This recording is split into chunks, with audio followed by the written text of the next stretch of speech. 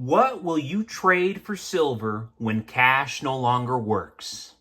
Good evening, folks, and welcome back to another episode of Silver Dad Knows. Remember, always live with no edits. If this is your first time here, hit that subscribe button now, as you're going to like what I'm about to say.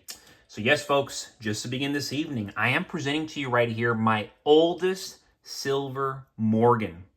So what you were looking at right here, beautiful, beautiful piece. And I actually inherited this from my grandfather. God bless him. He's already in heaven. But this is an 1879 Morgan silver dollar. And of course, a classic piece of American history, struck just a few years after the coin's debut in 1878. These are designed by George T. Morgan. This coin features Lady Liberty on the obverse and a bold eagle with outstretched wings on the reverse. It was minted in Philadelphia, Carson City, San Francisco, and New Orleans, with each mint mark carrying its own story and its own rarity. The 1879 CC, Carson City, is especially prized by collectors due to its low mintage and Old West mystique. Matter of fact, I'm a huge fan of the game Red Dead Redemption, and these silver Morgans always remind me. It's actually my favorite video game ever, and as you know, the main character is Arthur Morgan. The Philadelphia version with no mint mark is the most common and a great starter for new stackers and collectors. This coin contains 0.7734 troy ounces of pure silver and holds both historical and intrinsic value. What makes the 1879 Morgan so special isn't just the silver, it's the legacy. These coins were used in everyday transactions during a time when America was still expanding westward, recovering from the Civil War, and building railroads coast to coast. Owning a Morgan is like holding a piece of that era in your hand. It jingles with history and shines with potential, especially in times like these when real money is finding its way back into the spotlight. But beautiful, beautiful piece right here. In truth, I should be stacking more silver Morgans. Every month, I'm always stacking silver ounces. And lately, I just haven't been giving enough credit to silver Morgans. But no, I mean, silver Morgans are just as important to stack as an individual ounce of silver. And I know a lot of people would not agree with that. And then, of course, a lot of people will agree with that. And real quick, folks, before I continue, I want to give a quick shout out. And this is to my loyal subscriber, Zach464. I'm wheelchair bound and on Social Security disability. Yet I have managed to acquire some silver over the years. I won't go into exactly how much, except to say it's over 100 ounces.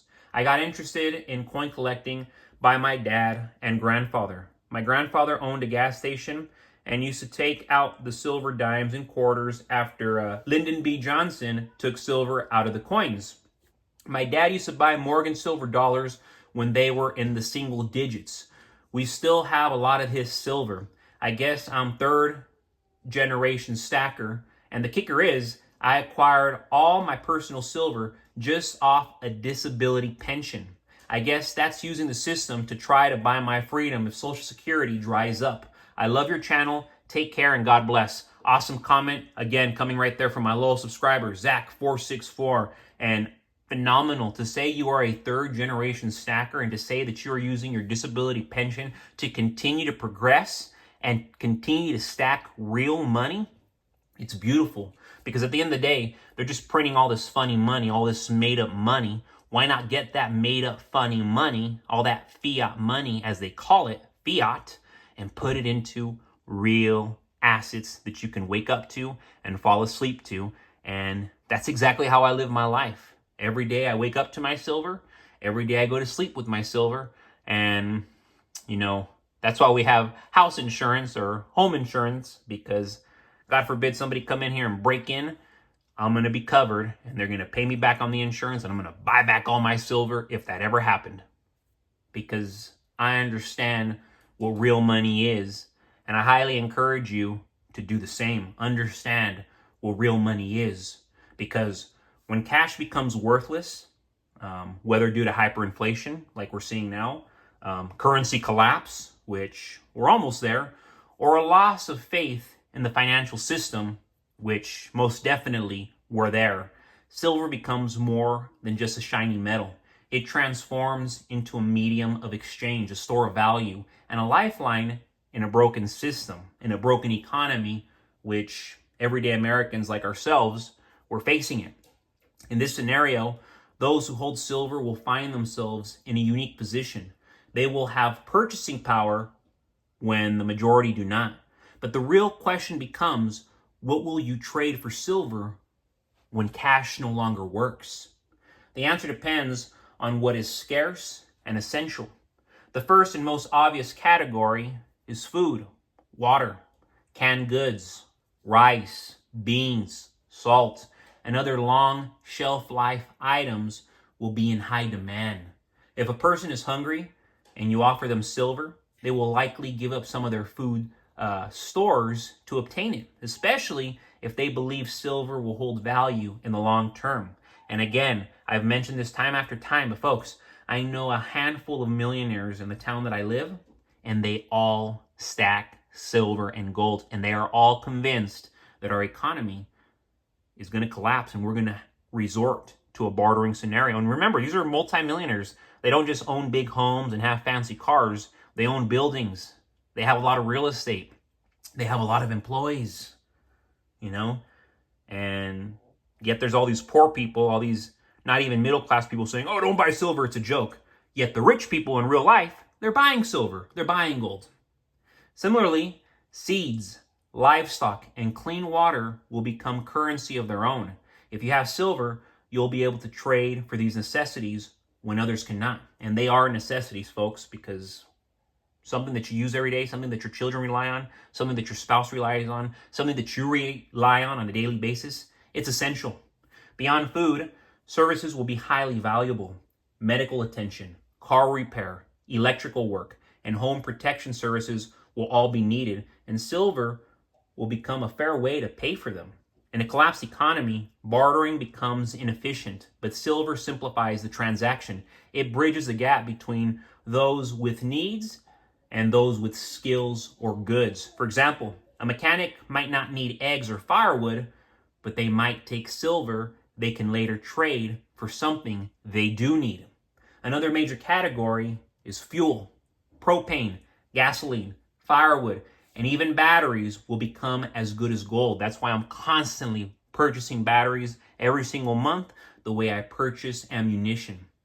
So again, it's going to be as good as gold, if not better. People will trade these essentials for silver, especially if they believe they can later use that silver to get what they want or preserve their wealth. In many historical collapses, energy becomes a top-tier need, and those who can trade silver for fuel will stay mobile, warm, and connected.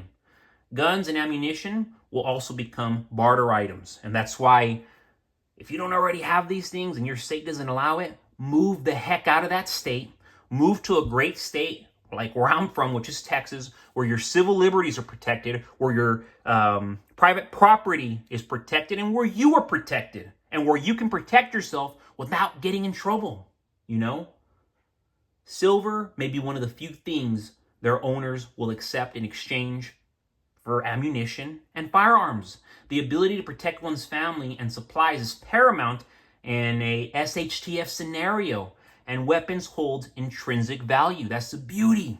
You purchase a firearm, you sell it down the road, chances are you're going to break even, worst case.